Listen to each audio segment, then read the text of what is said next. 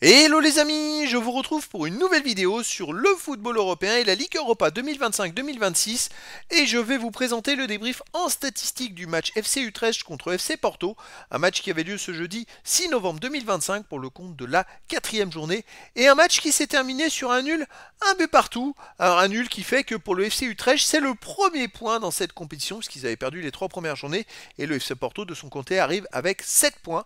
Alors dans cette vidéo on va revenir sur les buts de cette rencontre, les grands faits de ce match, mais surtout sur les statistiques des deux équipes pour comprendre un petit peu le déroulé de la rencontre et on terminera la vidéo par un aperçu des prochains adversaires pour ces deux équipes dans cette compétition. Alors un nul un partout et c'est pourtant le FC Utrecht qui a ouvert le score par Rodriguez à la 48e minute et début de deuxième mi-temps. Mais malheureusement pour eux, il y a eu un expulsé 66e Barkas qui a eu un carton rouge et en même temps but pour Porto de Saints à la 66e minute.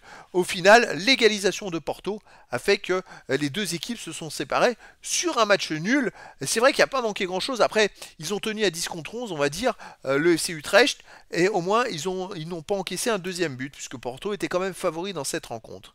Alors au niveau des statistiques, il y a eu 1,13 XG buts attendus à 0,58 pour le FC Porto qui était devant.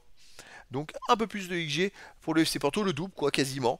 Les autres stats, 74,5% de possession de balle à 25,5 pour le FC Porto, c'est une énorme domination collective. 630 passes tentées à 218, 547 passes réussies à 247, 86,8% de passes réussies à 67,4%.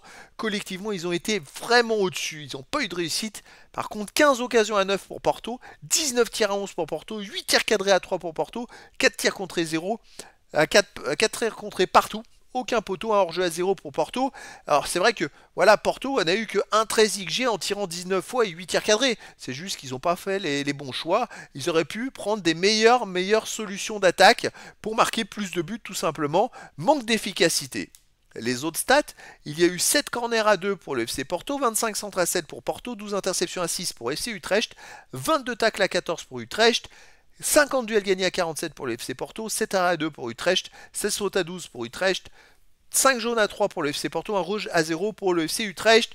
Voilà, je dirais que le FC Porto avait tout en main, une énorme domination, et puis ils ont pas réussi à faire la différence, peut-être qu'il leur manquait des frappeurs de loin, qui tirent cadrés, qui soient précis, peut-être qu'il leur manquait aussi la puissance dans la surface de réparation.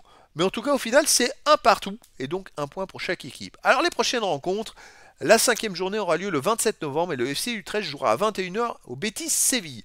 De son côté, le FC Porto jouera à 18h45 à domicile contre Nice. C'était donc le débrief en statistique du match FC Utrecht contre FC Porto, un match qui s'est terminé par un nul, un but partout. Voilà les amis, je vous dis à très bientôt pour une nouvelle vidéo.